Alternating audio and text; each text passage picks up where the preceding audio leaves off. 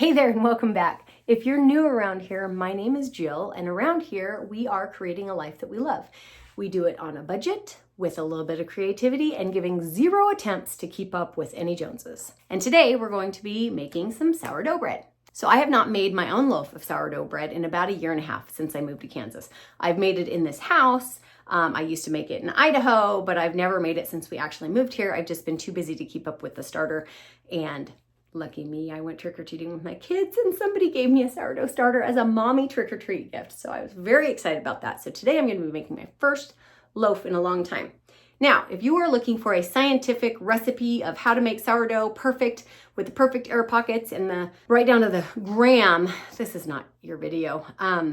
We are going to make sourdough bread that's good, that's yummy, that's edible, that your family's gonna love. Is it gonna win any contests for appearance or anything like that? No, but it's probably still gonna be cute. We're gonna start making it today. And so I have tried to refresh myself with my recipes and stuff, but this is just gonna show you that as overwhelming as it is for a lot of people to say, I'm never gonna make sourdough, it's so confusing, it's just overwhelming. I haven't done it in a year and a half. I read my recipe, I watched one of my videos from Jill Winger over in Wyoming. She's like a rancher chick and she's amazing. She's the one that taught me how to make it. And I'm just gonna review that and I'm just getting back into it. It's really not as hard as what people make it out to be. It can be a very simple process.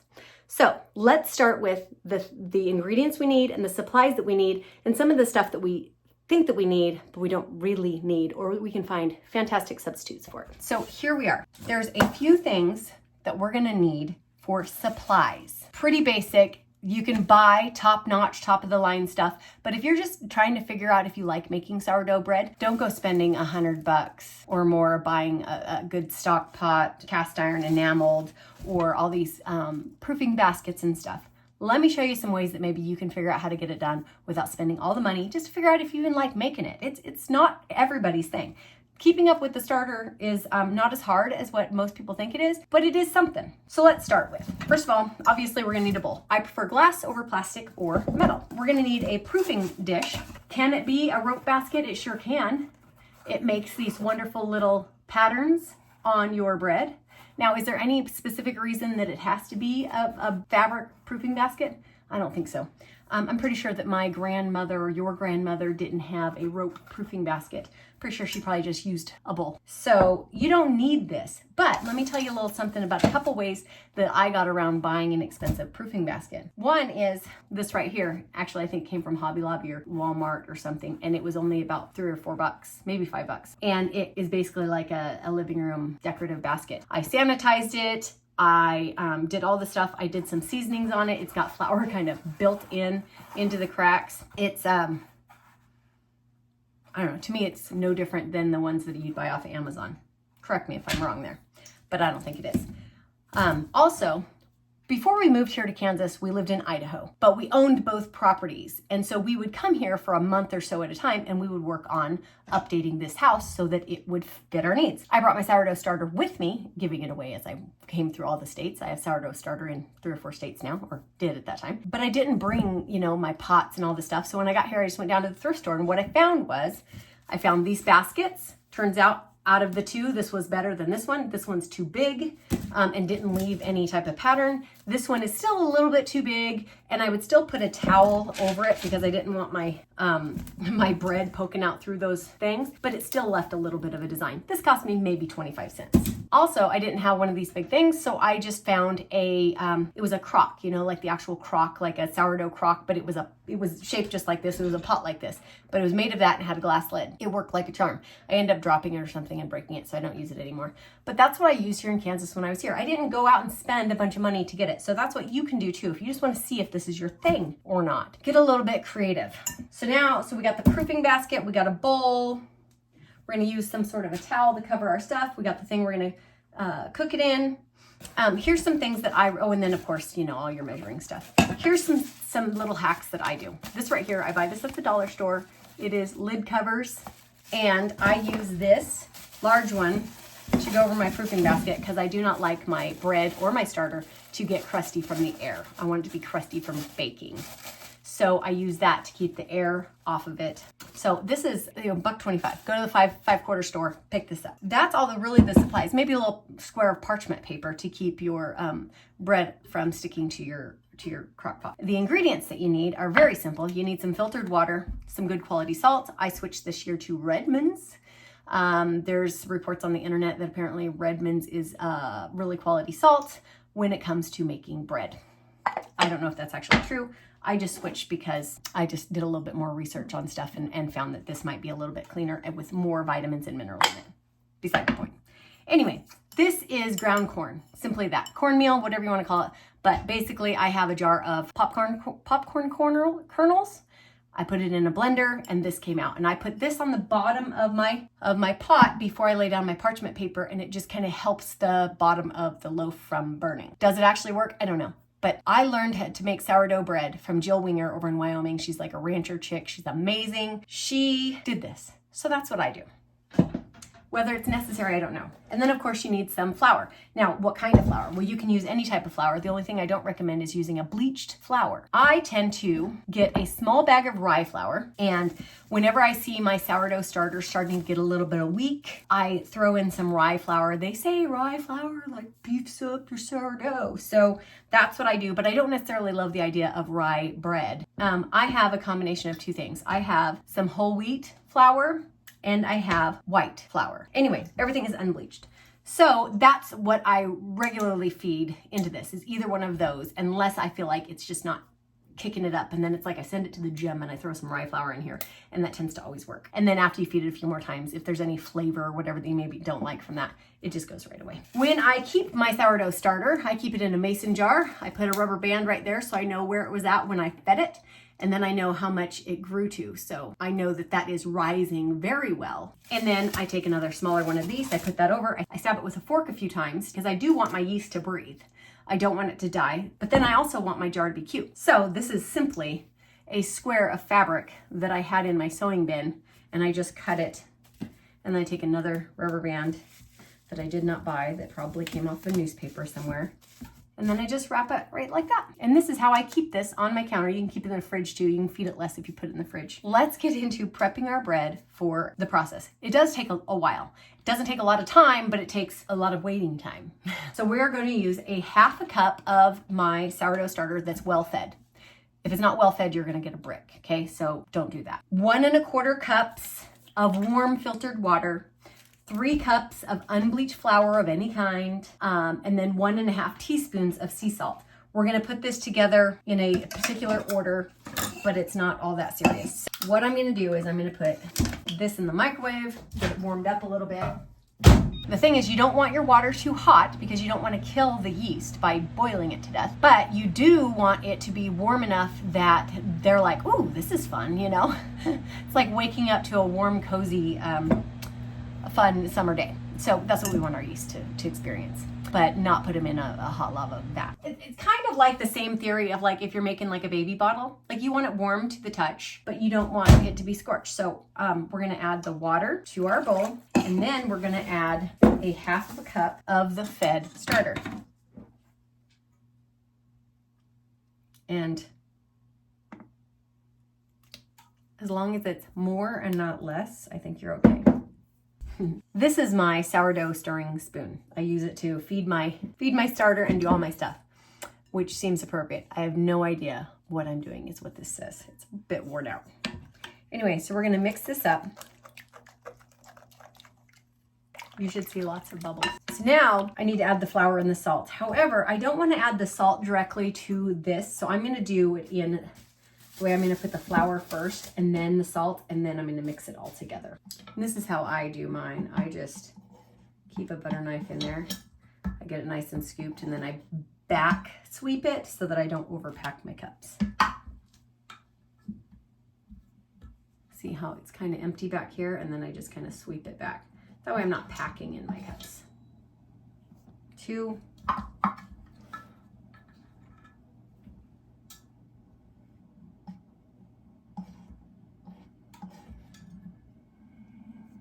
3. Okay, now I'm going to put 1 1/2 teaspoons of salt, And I'm gonna put it on top of the flour. 1 teaspoon and about a half. Now, I'm going to mix that in. And once it starts getting mixed in a little better, I can stick my hands in there. This is kind of a gooey dough. It's gonna be real sticky. It's not gonna be well mixed and smooth like some other bread doughs will be.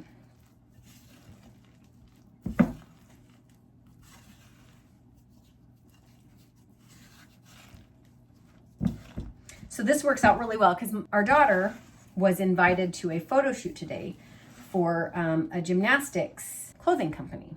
And so we are going to head over and do that and be busy, and I don't have to be here slaving over this bread at all because it's going to be doing its thing with or without me here. But my house is very cold. It's getting cold. It's about the middle of November. And so it's probably going to take a little longer to rise. I could tell you exactly how long to let your stuff rise for, but I'd be wrong because every house is going to be a little bit different because of the temperature of how you keep your kitchen or whatever. So if you want it to rise a little bit sooner, then you're probably going to want to put it in a nice warm place. Some people recommend putting it on top of the fridge, that kind of stuff. See, now it's still really sticky. That's okay. It's going to rise just like that. Okay, it's going to sit here for about 20 minutes covered, and then I'm going to come back to it and I'm going to pull the corners of it and just do a little bit of kneading. I'm just going to put this towel right here over top of it just for 20 minutes. I'm going to set a timer and come back for it. Okay, so one thing I'm going to do while I'm waiting for this for the 20 minutes is I'm going to go and I'm going to feed my sourdough starter and just get that done and out of the way. So you can either discard some and feed it, or I just keep feeding all of mine because I want to make a lot more bread. So I'm not going to remove any. And I have a feeding video, and there's a lot of them out there. And again, you can do this according to measurements, or you can do it according to eyeballs. And I just do it according to eyeballs. I think about how much I have in here, how much it needs to be fed, and then what hydration, how liquidy I want it to be, and then I just go from there. And what you want is, you want kind of like a thicker pancake batter consistency is what you're going for. If you need to have the grams and the weights and all that kind of stuff, then by all means. There is lots of information out there on how to do that. So there it is, that fast. That's how long it took me to feed my starter. And I'm gonna put my little hairnet back on it and my fabric, and we're good to go.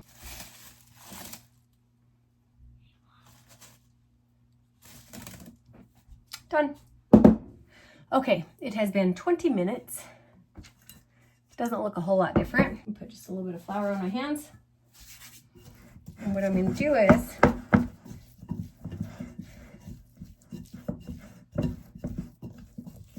peel it off the bowl, and I'm just going to do these like stretch type things. So I'm just gonna stretch this corner, fold it over. Stretch this, fold it over. Stretch this, fold it over. You see what I mean? I just kind of spin the ball around. Okay, so that's probably plenty. Now, again, I'm going to flour my hands. I'm going to pick her up, and I'm going to kind of mold her into a round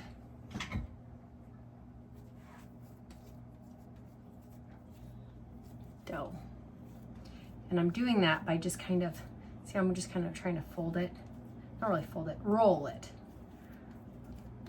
Like I'm trying to give her Botox. I'm just trying to fold it back and make the top a little bit tighter.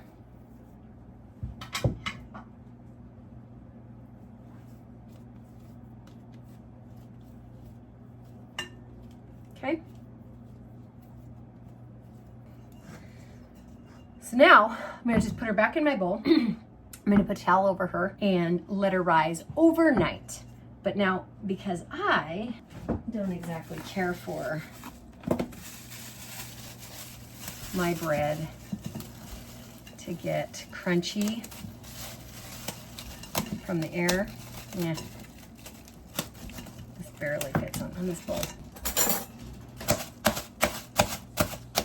See a close-up of what that kind of looked like?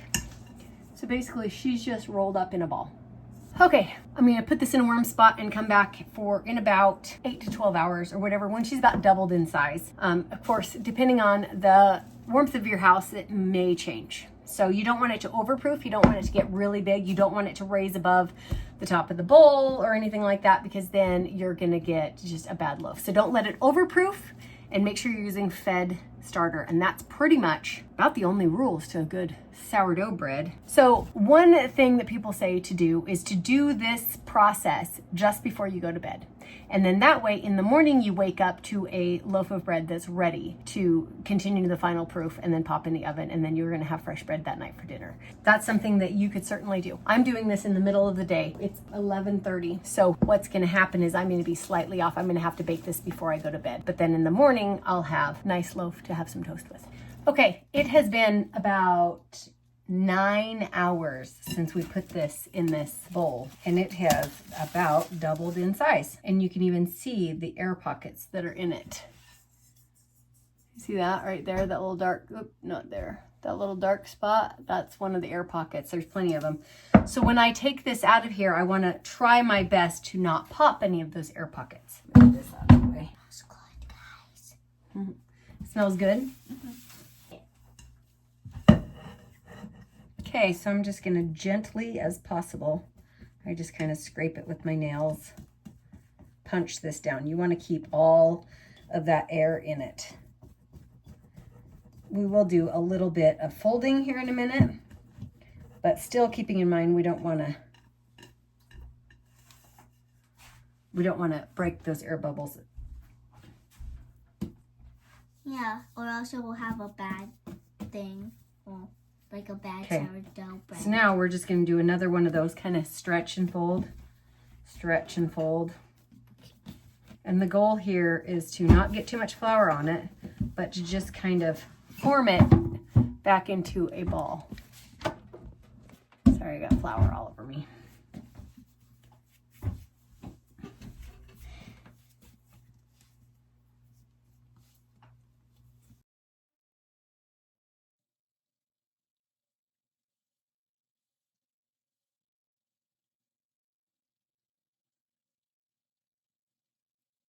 Okay, so now it's in a ball. I didn't work it very much at all.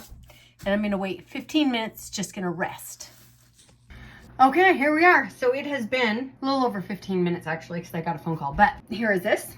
And so what I have done is I took my little proofing basket, and again, you don't need a proofing basket. The only thing that this really does is just hold the shape of the dough while it does its final proofing. And then by having this cute little basket with the ridges, it gives it a nice shape. You can just as easily flour a flour sack towel or a kitchen towel, a clean kitchen towel, get it very floured so it doesn't stick, and just put that inside of anything, any bowl or whatever, and then just, you know, put your bread in it and then wrap it up and you'll be fine. You don't need one of these.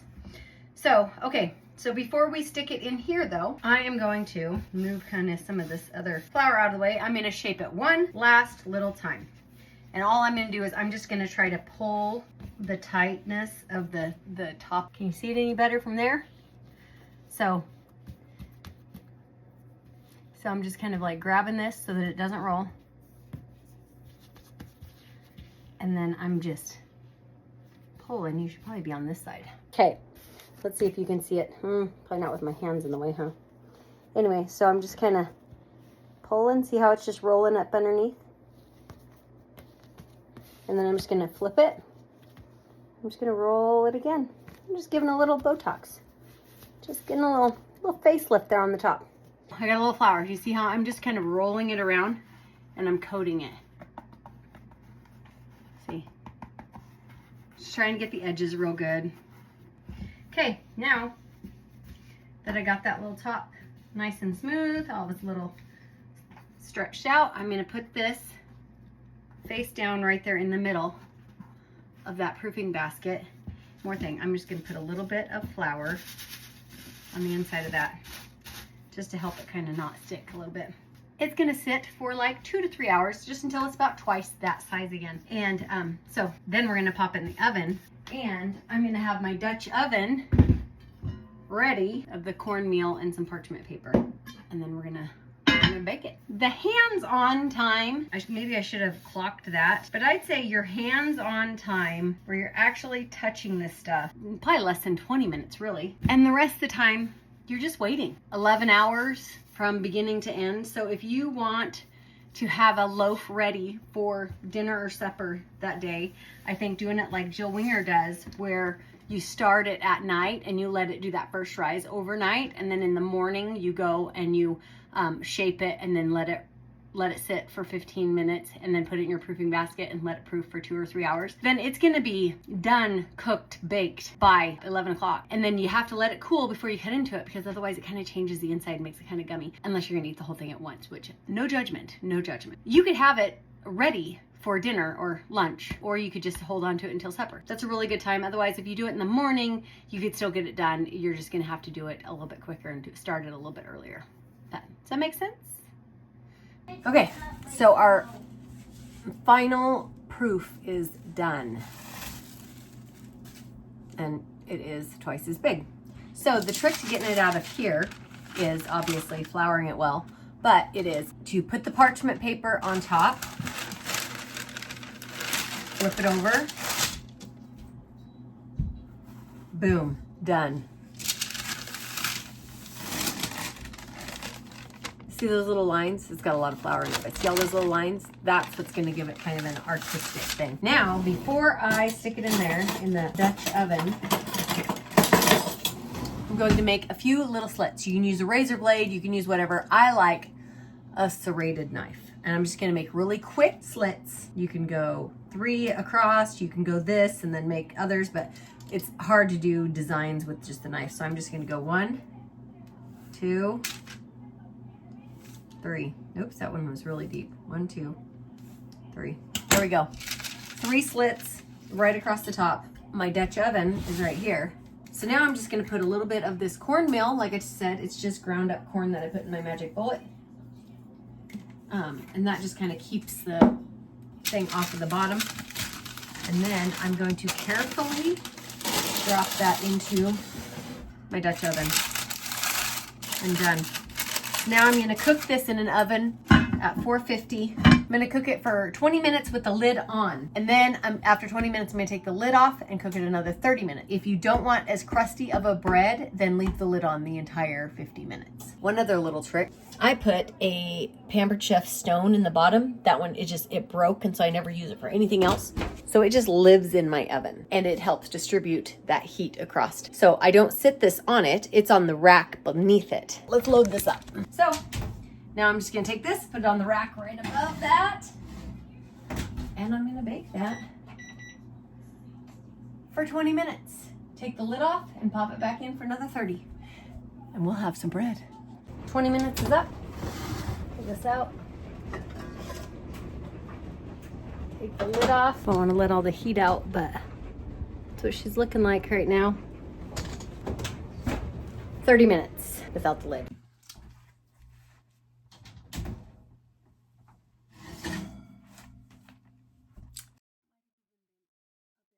This looks fantastic. Now what I'm gonna do is I'm going to lay down one of my little towels. I'm gonna try to pull this out with this part that's falling apart.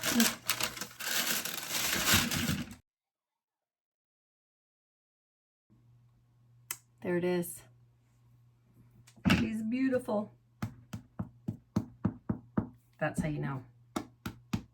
Tap it and it's hollow, it's done. Oh, looks like she's split open. A little bit back over here, but that's okay. I do not want to cut this open until she's all the way cooled off. All right, so it is actually the next morning. I'm getting ready to go to church, but I wanted to cut this open and see what it's like. It cooled all night. So here is our bread.